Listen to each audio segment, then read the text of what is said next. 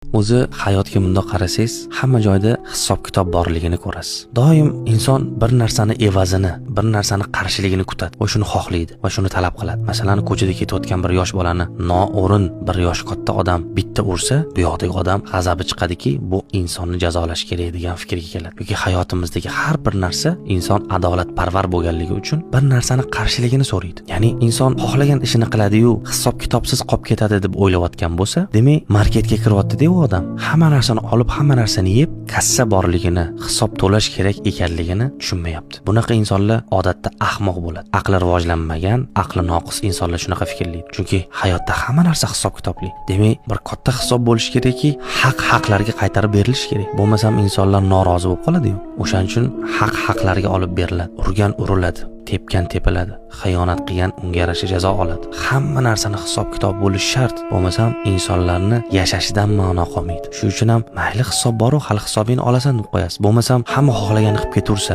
o'rmon hayoti bo'lib qoladi-yu, to'g'rimi? Shuning uchun kimdir haqqini yeb mazza qilgan bo'lsa, shu haqqini olib berilganda uni mazasi xuddi hozirgi kunda inson tush ko'rgandek o'tib ketadi. Hozirgi kunda insonlar bir-biriga xiyonat qilib, bir-birini haqqini yeb, bir-biriga nisbatan nima ifloslik bo'lsa qilayotgan bo'lishi mumkin. Kichkina lazzat uchun. Lekin hisob qilinganda, insonni haqlari olib berilganda, insonni qiladigan ishiga yarasha ta'zirini ko'rganda, haligi lazzat xuddiki tushda ko'rgan lazzatga o'xshab qoladi. Hech narsa emas, xuddiki uni ko'rmagandek. Ya'ni tushdagi narsani hayotimizda his qilmaymiz-ku. Tushda ko'rgan lazzatga o'xshab qoladi. Vaholanki biz u uchun hamma narsani sotgan, oriyatimiz, iffatimiz, hayoyimizni sotgan bo'lamiz. Demak, inson o'ylamasinki, hamma xohlagan ishini qilib ketaveradi. Kim kimga nisbatan nima qilsa qilaveradi deb o'ylamas. Bu bunaqa bo'lishi mumkin emas. Bu mantiqqa teskari narsa.